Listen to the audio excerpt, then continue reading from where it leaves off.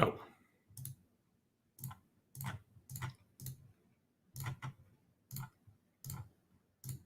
Boom, there we go.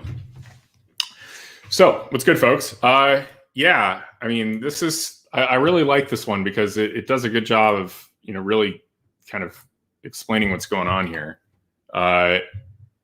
Like, here's what you see right before the shooting in Columbus. There's the knife right there. And she's, the woman in pink is just completely defenseless, right? Just trying not to get hit in the stomach with a knife. And the police officer shoots. That's defense of others. That's been affirmative defense recognized in the common law since roughly, like the 14th century. Like 15th, 14th century, it's been acceptable to shoot someone who's attacking someone else. Sorry, maybe not shoot in that case, but just, I guess you could shoot an arrow, right? Before the proliferation of guns in England. I don't know exactly when they came into being there. But, from the time there were muskets, it would have been justified. Flintlock muskets, it would have been justified to shoot in these instances. And let's talk about why. I mean, I'm going to use something as simple as just the model penal code, right? So let's start here. This is 3.05, use of force for the protection of other persons. I'm going to zoom in here a little bit. So again, quote, subject to the provisions of this section in section 3.09, the use of force upon or toward the person of another is justifiable to protect the third person when the actor would be justified under section 3.04 in using such force to protect himself against the injury he believes to be threatened to the person who he seeks to protect. So what's section 3.04? That's self-defense, right? So defense of others is sort of like self-defense. The basic concept here is if another person, the victim, would be in a position to use self-defense to stop the attack, like to use deadly force to stop the attack, then a third party is also justified. So one of the things that's fascinating about this is not just that a police officer would be justified in having shot Makiyah Bryant given this circumstance, right? Again, being attacked, like an imminent attack with a knife. Every single one of these bystanders would have also been justified to shoot and protect the innocent young woman in the pink, right? Every single one of them, that would have been justified. People don't understand this. Defense of others is not even a police-specific doctrine. It is an affirmative defense for any citizen to use if they are defending another. It doesn't have to be a family member. It could be a complete stranger. And I'm pretty confident that's also the case in Ohio. I mean, I'm not sure that Ohio has strictly adopted the model penal code, which is essentially what the American Bar Association suggests is for every state law. But it's like not even close. And yet what we're looking at in terms of people tweeting about it is just the most appalling things, right? So you have Sophia Bush. I mean, these tweets are incredible. The cops shot a 15-year-old girl to death, and the speed at which so many try and excuse this with whatabouts is revolting me. It's not even a whatabout. Like, it's literally just, it was justified because she was about to kill the other, she was about to use deadly force against the young woman in pink.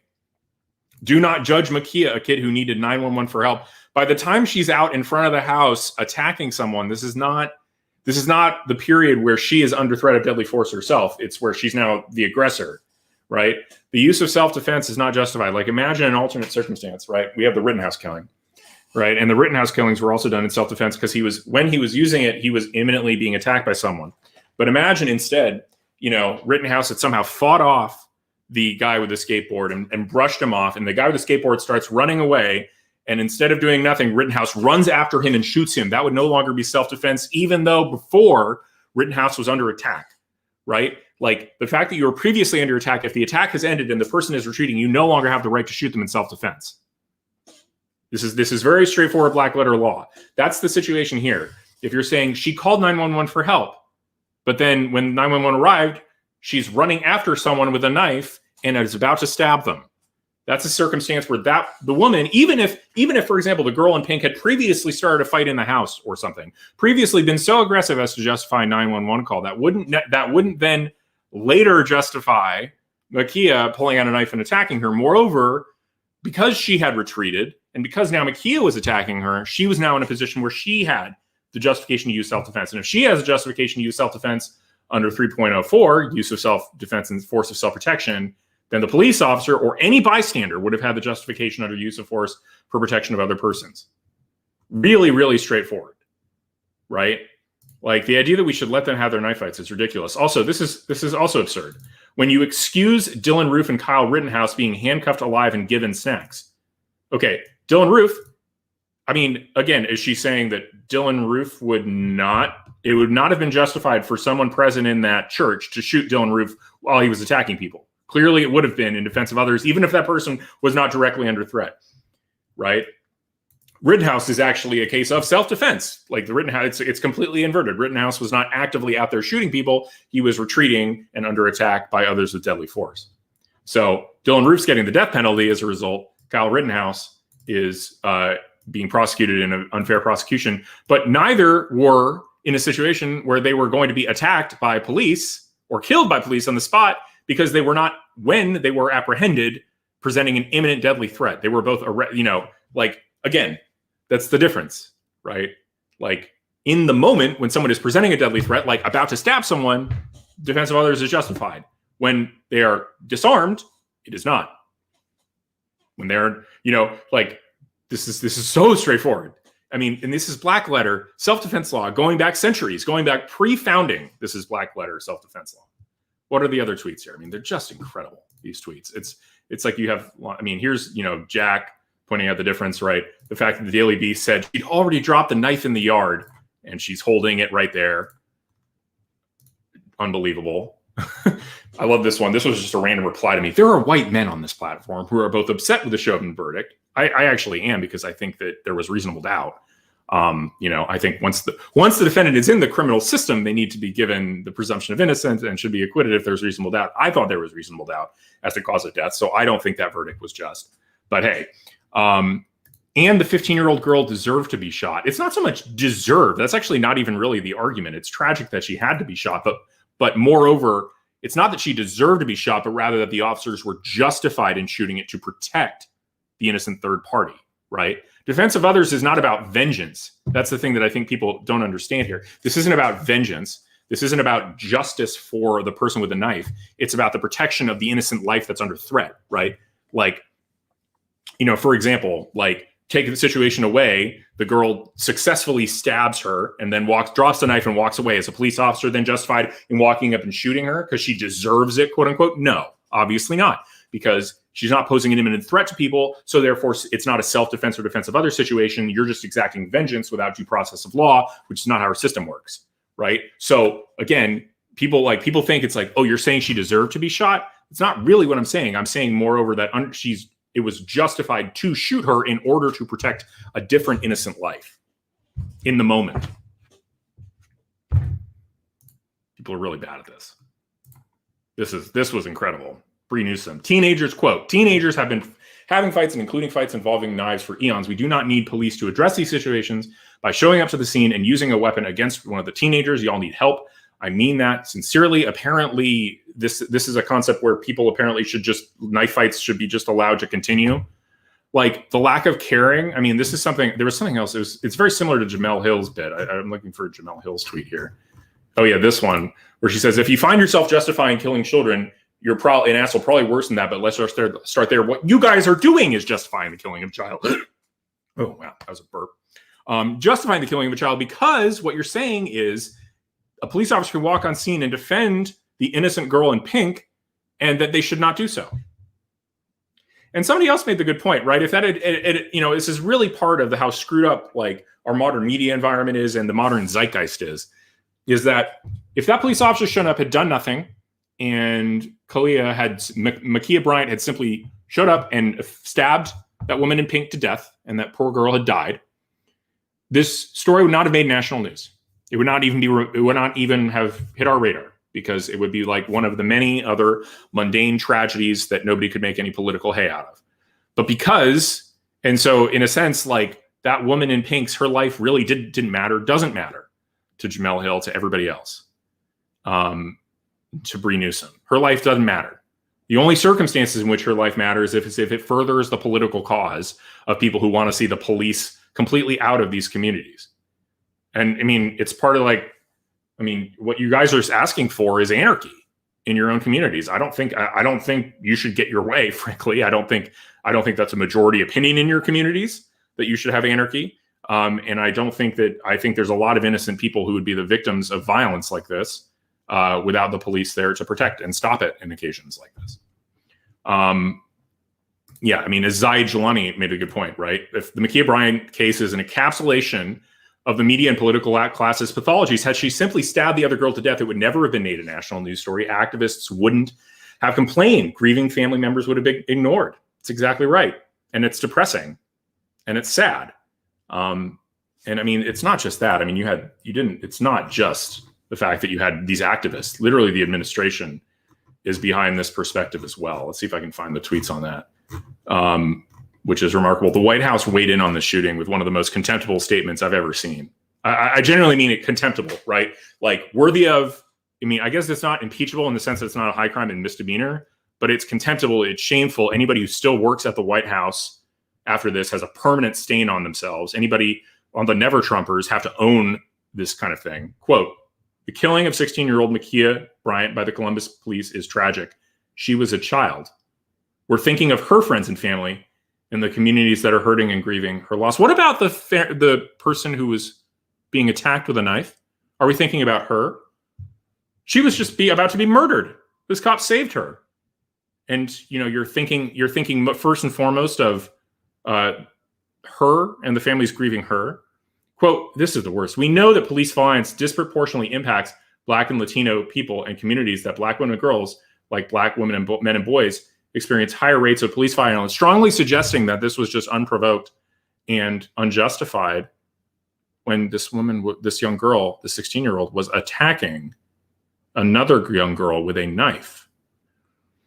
We also know that there are particular vulnerabilities that children in foster care face, and her death came, as you noted, just as America was hopeful for a step forward after the traumatic and exhausting trial of Derek Chauvin, and the verdict was reached. Well, you, as the administration, are now piling on to this problem by saying that apparently it's perfectly justified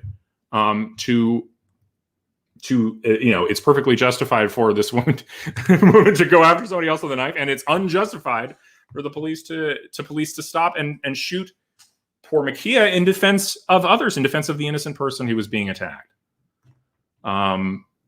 Absolutely remarkable. Valerie Jarrett. Demand accountability. The idea that there should be accountability. The police officer is a hero. The police officer protected innocent life. This is their job. Again, like, you look at this, like, where's the time? He shows up on scene and this is what he walks into. Where's the time to do something else? The woman in the black, the girl in the black shirt, Makiyah, is about to attack the woman in pink with a knife. The woman in pink and the knife is not herself doing any attacking. She's just completely in a defensive position. It's a totally justified shoot, and there's really not another option. Like, are you saying that she should have, the police officer should have been willing to just use a taser if that wouldn't have been sufficient to, like, stop the momentum? Because, like, look, again, here, it's like she's pushed off her back foot, she's leaning, she's falling into the person in pink. The only thing that might, like, change the momentum is something with the force of a gun. A taser probably doesn't have enough force to do that. Maybe. Does the woman in pink's life matter? Why don't we know her name? Like, what is her name? We know the name of the person who shot, but do we know the person who is about to be the victim of an attempted murder? No, we don't. Demand accountability. Fight for justice. I mean, I want accountability among the members of the administration who are pushing forward this lie, and I want justice for, there already is justice for the woman in pink, but I want justice for this cop, namely that he be treated as the hero he is for defending this poor innocent girl from being murdered.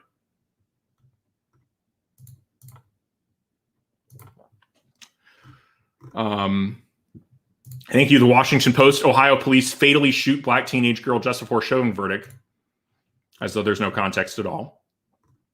This woman, Brittney Cooper, I don't even know who she is. She's a professor of somewhere. Again, sees the endowments. Here we go. Here's what she said. Quote, a Black girl is dead because cops brought a gun to a damn knife fight. No, a Black girl would have died. An innocent Black girl would have died of a murder had a cop not got the gun there and used deadly force in defense of the young Black girl who was about to be murdered. If you don't know how to de-escalate teen girls who are fighting, as though they're just slapping each other or something. As though this wasn't just a knife that was about to strike the girl in white in a defensive crouch. You should not be a police officer. Yes, I'm sure Brittney has like her degree is in criminal justice, and she's an expert in this matter. Quote, and I don't want to hear it from the folks who keep on saying the cops protected other black girls. It's literally right in the video. I'm glad they are safe. But most of y'all don't care about black girls. No, actually, I care about innocent people. I don't think they should die. And I think this cop is a hero for saving the life of this poor black girl, who just completely does not matter. Like, if there's anyone's life who does not matter, it is that girl in pink. We don't know her name. And the entire Black Lives Matter movement seems completely indifferent to her personal safety. Indifferent. You just want reasons not to hold police to higher, better standards for policing. Again, this is the situation. Half a second from being attacked. Incredible. Reimagine public safety and defund the police. Well, that would have condemned this woman to death. You want to defund the police? You want no police there? You want a social worker without a firearm? And the girl in pink dies. That's what you're saying. You're saying her life doesn't matter. That your policy proposal would lead to the girl in pink dying, and you don't care because it would save the life of the girl in black who's wielding the knife. That's what you're saying. You're saying her life matters and her life doesn't. Right? Some Black lives matter. The lives of attempted murderers matter. The lives of innocent victims do not. The lives of black attempted murderers matter. The lives of black innocent victims do not. So you're saying, like, I think all Black lives matter. I'm just saying, I think all Black lives matter. All of them, including the girl in pink. Incredible. It is neither just nor justified. A black girl is dead. And if your framework of policing justifies this, you are part of the problem. If your framework of policing justifies ignoring this, allowing this to happen without a police officer intervening, even though the police officer is there and have the capability to intervene, then you're part of the problem. Because what you're saying is that innocence doesn't matter. That anyone, if you basically, this woman in the pink had no right to defend herself, and nobody around her had the right to stop this if it would risk the woman in black's life, right? The woman in black has already put the woman in pink's life in jeopardy. She's about to take it intentionally.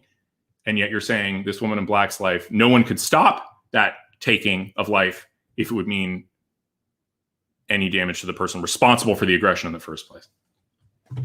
Abhorrent. It's abhorrent, it's contemptible, and it comes from the highest levels of our administration. It's undermining the very basics of our legal system. And it's disgusting. Sherrod Brown saying this. While the verdict is being read, Columbus police shot and killed a 16-year-old girl. She should be alive right now. This person needs to be out of office. I think JD Vance is going to need to unseat him in 2022. Contemptible. Absolutely contemptible. JD Vance isn't like making hay over this. I don't know who would. Any others? I think that's all we got. So I think I made my point. I'll read some comments. Let's see. Yeah, people watch too many Hollywood. Liberty Thunder has a good point. People watch too many Hollywood films. Apparently, the cop is supposed to only have one bullet, use the bullet to shoot the knife out of her hand, and have the bullet ricochet to safety. Like, they just believe cops are supposed to be magic, and yes, they want to defund them. Like, where do these magic, Wyatt Earp level sharpshooters come from? Kamar Din says, I remember my officer safety training as a police officer. The trainer asks if a woman or child comes at you with a knife, what do you do? Officer says, don't hit them. Is that really? The trainer shouts, why does it kill you less, you morons? That's awesome. Right. Like, that's incredible. What else do we have? Somebody says, you're so racist. You're the one who doesn't apparently care at all about, like, the innocent black girl dying, right? Again, you just don't care about this girl in pink. You think I'm racist, that means you don't care about the girl in pink. You don't think her life matters. In fact, it's sort of a weird version of racism where it's like, it's okay for, like, deaths within your community to happen and you couldn't care less. But the moment a police officer shows up to try and stop it, you try and make him a murderer out of it. Like, you're just actually a bigot. Sorry. Bo says tasers are highly inaccurate. Yeah, probably not the right tool to use here. Like, a taser is for, like, someone resisting. Taser is not just, when somebody's about to be struck with a knife. Jeff says the cops are being put in an impossible situation, which will result in the defunding of police indirectly by nobody wanting to subject themselves to this scrutiny, right? Like, I mean, this cop in a normal society would be regarded as a hero and be given medals for defending this poor innocent girl in the pink. It would be a medal. Like, this is absolutely what cops are for, to protect women like this innocent black girl who's covering up and hoping not to be killed. So, yeah, as Rukame says, that LEO is a hero for saving a life. I agree completely. Why can't the police just wound them? Because there's a number of risks than that. Okay, so say here's a good example, right? So where can the police officer see her knife? Right here. She uses the knife. She could hit the girl in pink. Stop. Right here. Okay, so you say she should shoot her hand. Right? She misses. He misses. He hits the girl in pink. If he shoots over here, won't happen. And the hand is a very small target. Shoots the leg, probably doesn't do anything because the knife is already going. Needed to change the fundamental momentum of the full body. Probably do that. That's in center mass. Moreover, center mass is the biggest target, right? And so you don't want to miss. You don't want to hit something else. You want to hit the person you're trying to hit who's doing the attacking in the first place.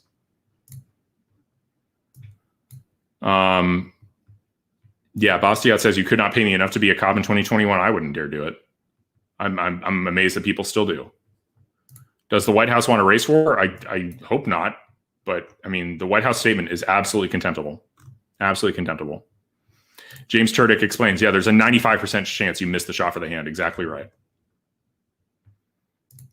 And also says, why do we even have a discussion about if stopping a murder is just or not? Like, let's start with very basic things, right? Like, under this circumstance, would the girl in pink be justified in defending herself with deadly force? Yes or no? Right? If so, then our law holds that the bystanders can also use deadly force to protect her from the deadly force that's being used against her. Absolutely insane. So, yeah. That's all I got. All right, well, that's what I've talked about. Yeah. So where's Jack? Jack says correct. Exactly right. You would miss that. You would miss the shot. Tia Ailey is not very happy about this. Apparently thinks that the woman again, you just don't care about the life of the girl in pink. Sorry, Tia. If you don't like this analysis, then you don't value the life of the girl in pink. I actually think her life matters. I'm just saying. Yeah. Is there any benefit to cops properly policing in situations that will be perceived as racially biased? I don't know if there's any benefit to the cop, right? Apparently not. What else do we have? Yeah, I'm just making way too much sense. Come on, man. Yeah, I mean, it's not even that hard. Like, guys, it's really straightforward. Don't try and murder people. Don't try and murder people.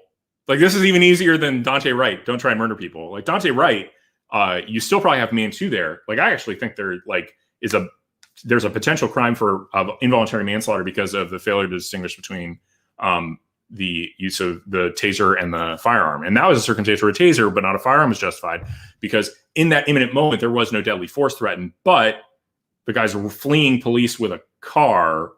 That's a dangerous situation. Even if it's not quite like imminent deadly force, it's very dangerous. He doesn't have the right to do that. If there's a warrant for his arrest, a taser is totally justified in that circumstance. Here, this isn't a taser situation. This is a, stop and murder by any means possible. Like, that's what this situation is.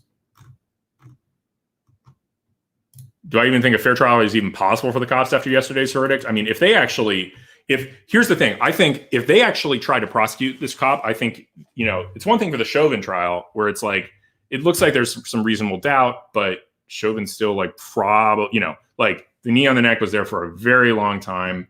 It's like, it's a much, much closer question, even if you're like me, someone who thinks that this should have been an acquittal, right? Much, much closer question. This is not close. This is clear defense of others. Not even close. So, yeah, as R. John Malone says, cops are taught to aim for center mass and shoot to stop the threat. That's precisely what they did here. I didn't see LeBron's tweet. Somebody asked, Georgina Jewell asked, let me see what LeBron said.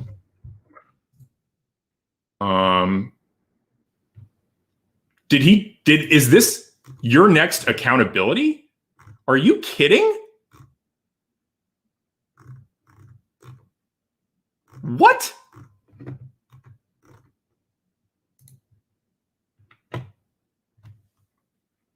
Is this I assume this is the cop who pulled the trigger in this situation?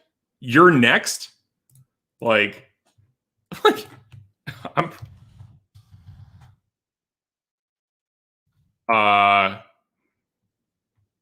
wow. Appalling.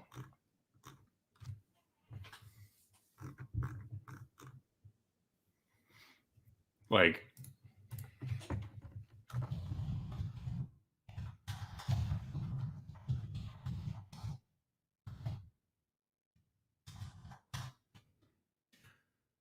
what is the name of this victim? This is what I want to know. Like, who is this girl? Like, it's like she doesn't even exist. It's like her life just is completely different. Wow. Incredibly irresponsible by Braun. Just absolutely amazing.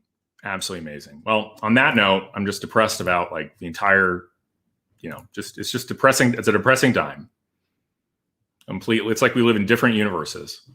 And part of me just wants to say the people who want to live in that universe where police aren't allowed to like intervene to stop a murder, like they can have their own country wherever they want it. Like, I don't want to live with you guys. Like, you people are nuts. You people are just nuts. And I don't want to live with you. Like, you think that's okay? Like, go somewhere else. Right? Like, I want to live in a country where police feel perfectly justified in like shooting to stop a murder. That's all. Anyway. So that's what I got. I'll talk to you all later.